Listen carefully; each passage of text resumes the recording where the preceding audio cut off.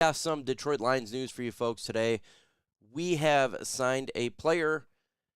We have placed a player on IR. We're going to get into that in this video, the effects of what it means for the Lions going forward.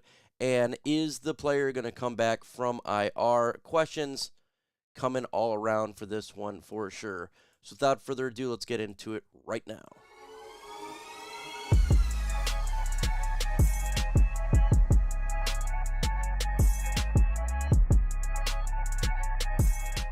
Make sure you go ahead and subscribe to the channel as we continue to grow the channel. We got to 9,000, but let's get to 10,000. So just keep subscribing, and that's what it's all about here. The Detroit Lions placed Alim McNeill on IR due to the injuries sustained in the last game here.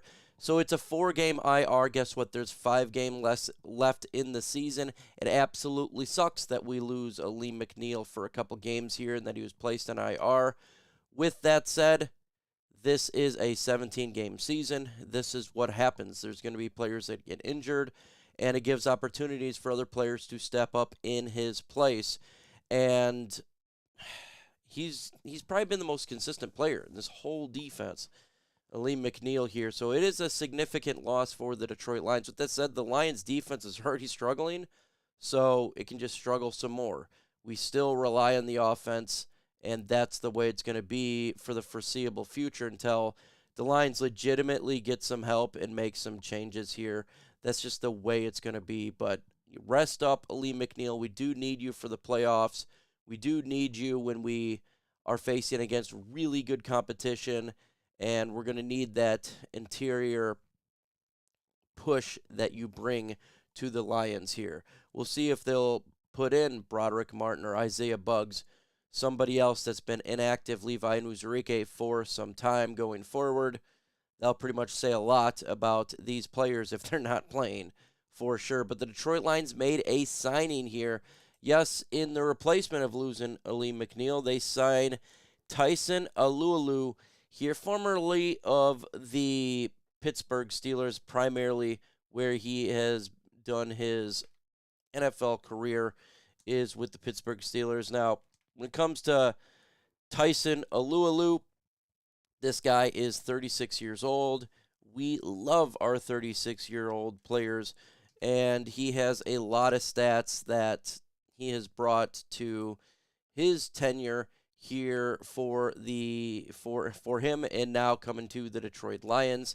He has played in 191 games with 25 sacks, 259 solo tackles, and four forced fumbles for his tenure. What did he do in 2022 when he last played? He played in all 17 games. He's had 0.5 sacks, 2 QB hits, and 1 forced fumble. So look, he's not like he's some game breaker, game wrecker, or anything like that, but he's a player who has a lot of experience at the age of 36, and he'll come in and probably just be a slow rotational piece once he's fully invested in there. That's what I kind of see from him for sure. When he played for the Jacksonville Jaguars for some time. He did. That's when he got drafted in 2010, all the way up into his Pittsburgh Steelers career, where he predominantly did the most, I would say, 2017, 18, 19, 20, and 21. So he's predominantly known for the Pittsburgh Steelers. Yeah, he got drafted by the Jacksonville Jaguars, but you know him for the Steelers there.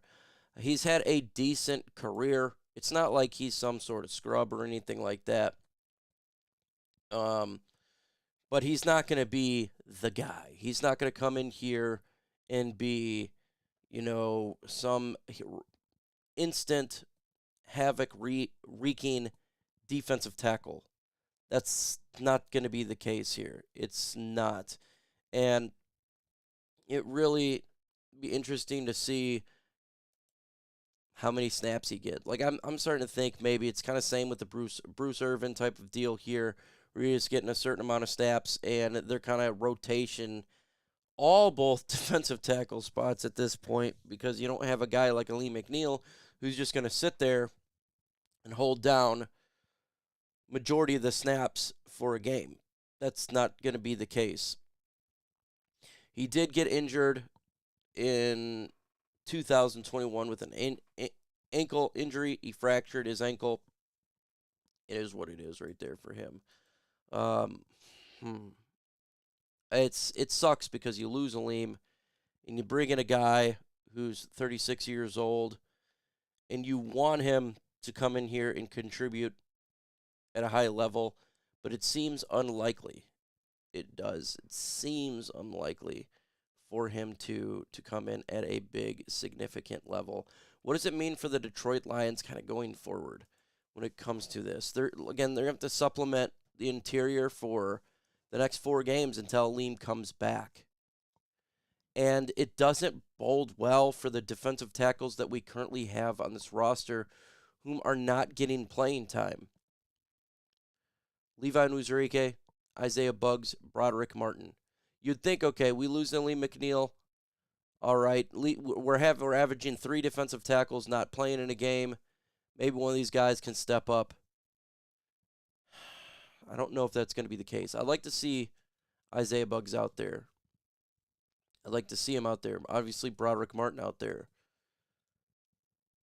But we don't really know exactly what's going to happen here. So I think they're just going to kind of do rotation for the next 4 weeks. That's what I kind of see. So it does suck. It absolutely sucks. But it's a good opportunity. Remember, Alex Anzalone went down. Jack Campbell comes in, steps in, and does an admirable job. Admirable job. We need somebody else to come in for Alim McNeill and do the same thing. This is the whole point of the depth chart, and having depth with this football team is if there's injuries, people can step in. Alim McNeill will be back for the playoffs. All we got to do, in my opinion, is win 2 games out of the next 5, and the Lions are good to go. It's going to be a difficult game in Chicago. The rumors are that the weather is going to be pretty garbage. We're talking about 25-mile-per-hour winds, I'm hearing, sleet. You know, the sleet and snow don't really bother me as much. It's more the wind, because when you throw the football, we've seen if it's windy that the ball for Jared Goff is not quite as crisp. It's not going to go through the wind that easy, but they potentially could just run the football. And it seems like an advantage for the Chicago Bears, considering that Justin Fields is a running quarterback, and all they do is really run. But, you know, the Lions have an opportunity here to go to Chicago, get a win, someone step up in place of Alim McNeill, and get the job done. Get the job done.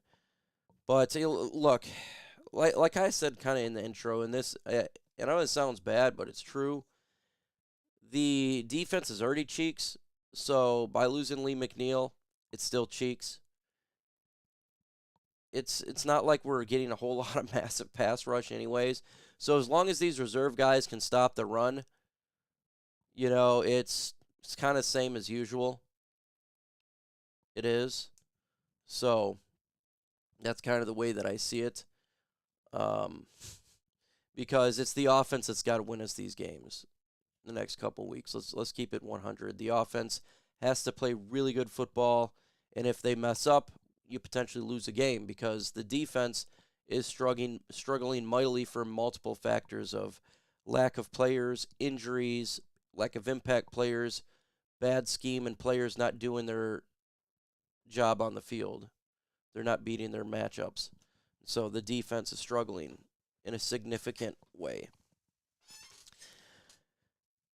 End of the year could be really good for the Lions defense, right? You have Alim McNeill could come back. He will come back. CJ Gardner-Johnson could come back. I think he will. And then James Hughes could come back. That'd be 3 big pieces at the end of the year, right when you're getting ready for the playoffs to potentially come back.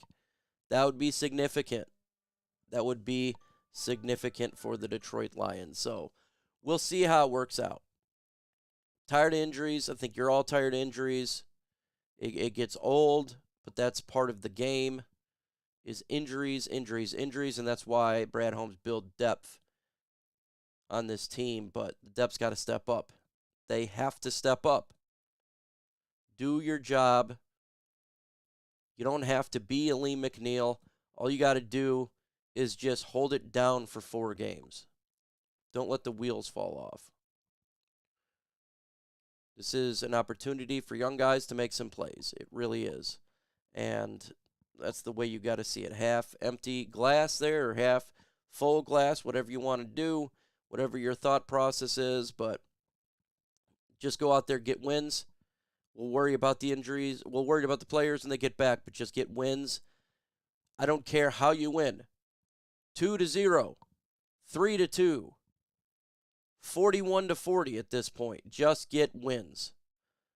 We're in that mode where style points mean nothing now, because with all these injuries, just get to wins. That's the only thing we care about at this point. Defense, just make a couple stops in a game. That's all we ask for. Make a couple stops to this offense. You give them an opportunity to attempt to make nearly every drive a scoring drive. Just make a couple stops. I feel like we're last year in that Eagles game where it's just like make one stop. But if we can do that, the Lions should win some games, win the NFC North, host a playoff game, season successful. Maybe these players come back and, we can do something. So that's the way that I'm looking at it. Win, baby, win. Just win. So go ahead and subscribe to the channel. Hit that like button. All that notification stuff. It does help out, folks, and that's what it's all about. It really is getting that content out there. I know you guys fiend for it. You guys watch multiple content creators constantly, Detroit Lions, because you love it, you're passionate, and want to just keep doing that along with this channel as well. With that said, folks, adios.